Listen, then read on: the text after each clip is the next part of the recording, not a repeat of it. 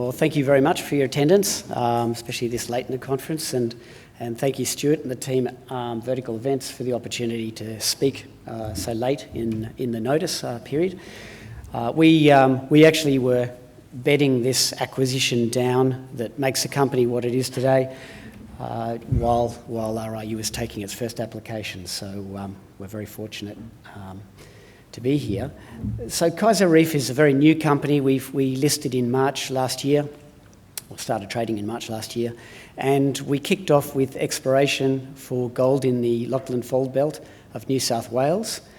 And we did a lot of geophysical work and some preliminary work when an opportunity came along that we couldn't refuse to roll up our sleeves and take advantage of. And we then had to put the company into a halt for several months as we went through a complex transaction and relist the company effectively as a gold producer. So I'll kick off. We're pretty pleased that within a year we are now the proud owners of an operating gold mine and a processing plant, obviously fully permitted. We own these all 100% clean without any royalties other than state royalties. I guess I've just described the explorer side of the company. The company maintains that it's going to be very much an explorer, but we're now a miner, and we're extremely fortunate to end up in the high-grade Victorian goldfields, right in the heartland. The acquisition has seen us now collect historic fields that have produced over 2 million ounces of high-grade gold, the operating processing plant, and outstanding exploration potential, which I'll get into in a second.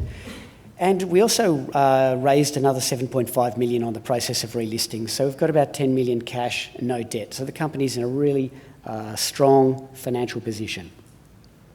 This is just a quick map showing where the assets are located. Down the bottom there, you'll see the A1 gold mine at Woods Point. It's been running for a very long time, possibly one of Australia's very longest running gold mines. The Malden Goldfield in Malden, Victoria, that is where the processing plant is located as well. And there's exploration potential at the A1 mine, at Malden, at Stewart Town in New South Wales, and on the Macquarie North project suite in New South Wales as well. As a snapshot, we've actually collected an operating team, very talented mining guys of about 80 people, and we've brought in some new expertise very recently, and that process is ongoing as we reshape the company. We've got a board with quite a lot of historic proven production management, and I mentioned the cash earlier. So the A1 gold mine has been in administration for some period, and it's a long and complex story about how it got there and why it stayed there so long. But during that period, without any kind of forward-looking drilling as you would expect a miner to do, administrators aren't looking into proving up long-life reserves, for example.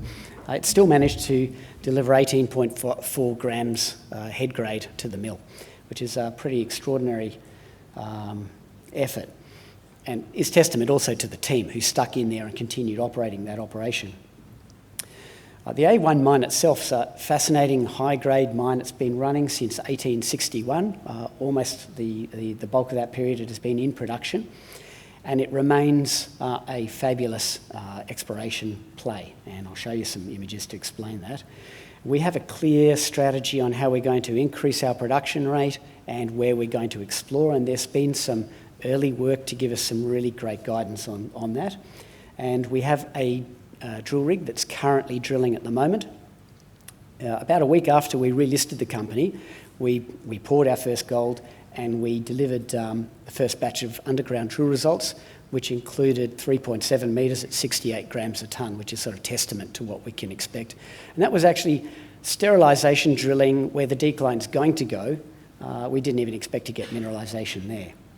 The processing plant's 150,000 tonne standard CIP gives us great recoveries, running at only 20% capacity at the moment, and surrounded by a lot of active gold explorers, most of them with far larger market capitalisation than we have. And I would say we're in a very strong position having a fully permitted plant right in the middle of that. I think it would be a long journey to permit a new cyanide mill in Victoria. The Maldon Goldfield is a really exciting mine, historic goldfield with 1.7 million ounces of 28 gram a tonne gold production historically. And it really hasn't had much modern exploration, which is extraordinary. In fact, I think the Victorian goldfields really didn't get a lot of loving until recently when Kirkland Lake just showed how profitable it can actually be.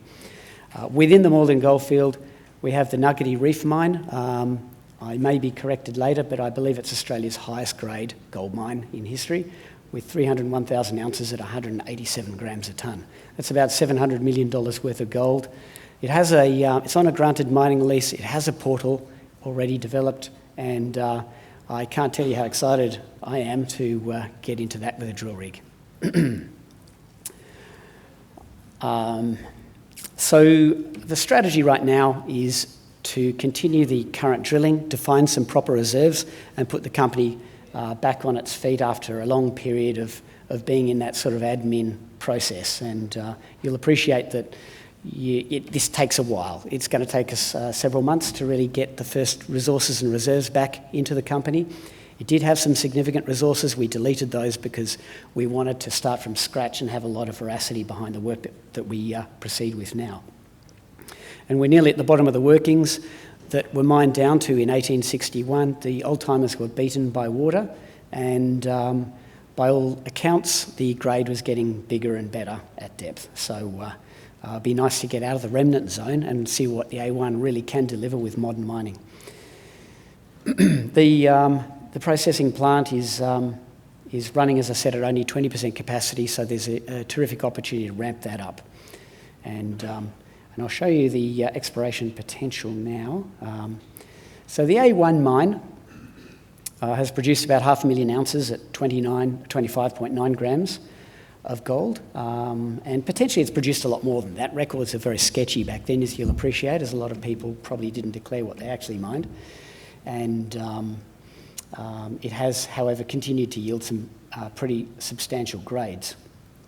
The mining at the moment is taking place by air leg mining with a lot of, chasing those narrow veins. And basically they're just chasing those veins without much drilling in front of them or much direction.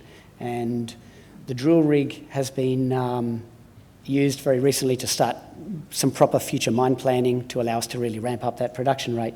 But it's also focused on what we call the Queen's Lode. This is not a classic Victorian goldfield. This is hosted in a diorite. It's an intrusion-related system. And you get these blowouts. And in this case, at the bottom at the right, you'll see what's called the Queen's Lode. And that's a bleached diorite that is stockwork up to 40 metres in width. And the grade drops to only 7 or 8 grams a tonne, but the width will allow us to start mechanised mining it with long hole open stoping.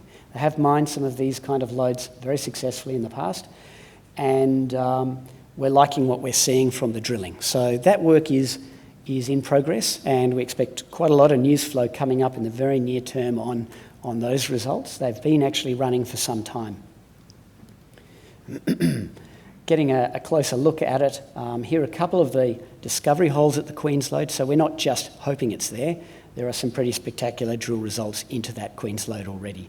And to put it in context, we're probably only 20 metres vertically away from hitting it. So from a CapEx perspective, it's not going to be a big, expensive task to get to it. We do have to upgrade some of our ventilation. We have to upgrade some of our power supply. But we've got, as I said, a very talented team well on top of getting into this and developing it. So that's the future of the A1, and of course it's completely open-ended. Just a quick blurb on the Maldon processing plant, also known as Porcupine Flat. It's routinely operated at 180,000 tonnes per annum. It's upgradable. We have permits now for many years of production through the tailings, so that's a very strong positive. It delivers fantastic gold recovery, which is a testament to the kind of ore bodies we're mining. There's nothing refractory about anything. It's very, very coarse gold. A lot of it reports to gravity. And then moving on to the Maldon Goldfield. So the Maldon Goldfield was one of the big Victorian goldfields of the heyday, and it has several high-grade shoots that were mined really mostly 100 years ago plus. So it hasn't been a popular destination in the past to explore and drill out these high-grade lodes. I mentioned the Kaiser Reef mine, which forms part of that, but this is all on a granted mining licence. The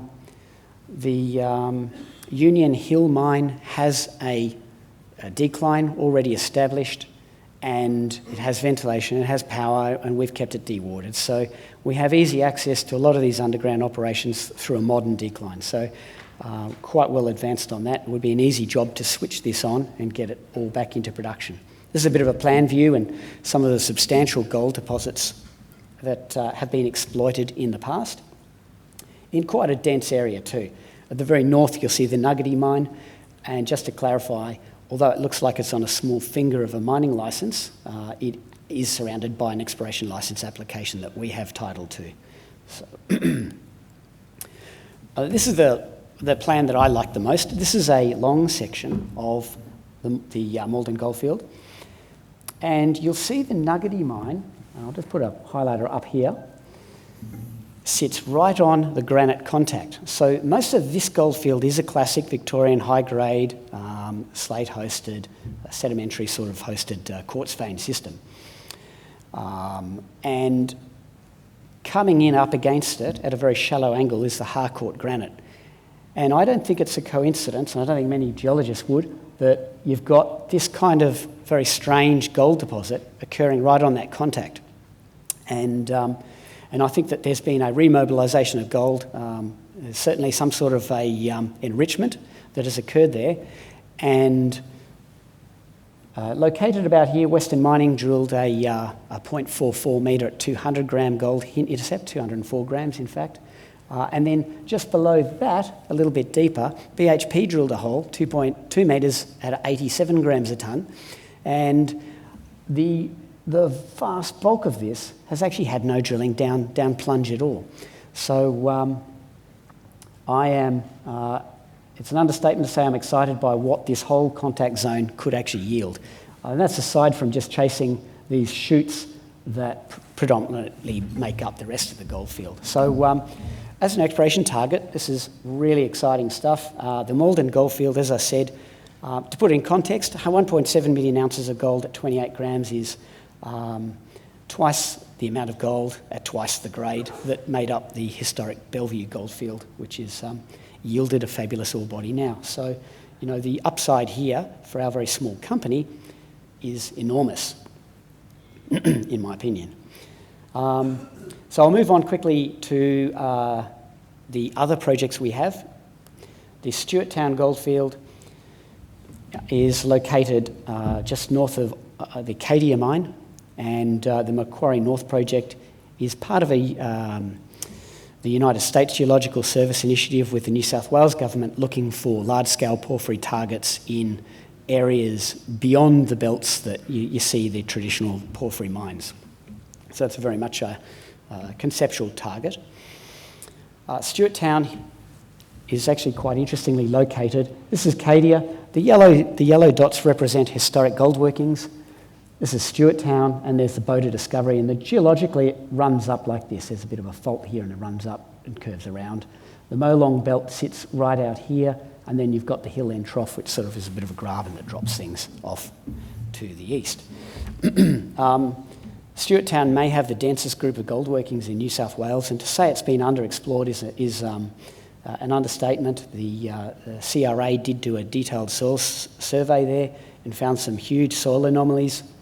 We have been out there, we've been drilling, and we got gold in every drill hole. We found it was very coarse gold, so a lot more networks going on trying to work out exactly what is that gold is composed of. And by way of a really quick example, we drilled one hole, it was 13 metres, mineralisation, and we didn't know what the grade was because the assay labs couldn't repeat it. They kept trying and they couldn't repeat it, so we did a screen fire assay.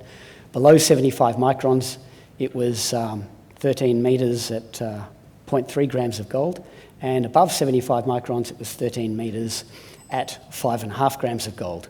So there's a very coarse fraction in there, so we're actually processing each metre through a small pilot mill to see what actually comes out of it. But a curious deposit sitting in brecciated andesites, which is a kind of right host if you want a larger scale intrusive style system. I'm running out of time, so I'll hurry up. Alkane did a geophysical survey and identified a huge gravity low here. No one's ever drilled it. Sitting on top of it is, however, these brecciated rhyolitic gold workings that were very high grade historically, and we're working on this coincident magnetic gravity target looking for a large scale deposit. But given its proximity to actual gold workings sitting directly on top of it, it's a great place to start with up to 7 grams in soils. This is a bit of the Macquarie North project. There's an intrusion-related modelled target up here and more traditional copper-gold porphyry targets to the south. That'll be probably the last project we get to. It's still only an exploration application stage. I think this is really important. Because we just purchased this project out of administration, we didn't pay a market price for the asset. We paid what it cost to settle with creditors, deal with administrators, and bring this thing back into listing. So we think we've bought something at non-market prices, which is why we have an enterprise value today of less than $35 million, which I may be wrong, but I think that's possibly Australia's lowest priced operating gold mine. So I think there's really good opportunity there. We've managed to keep a fairly tight capital structure with 115 million shares on issue.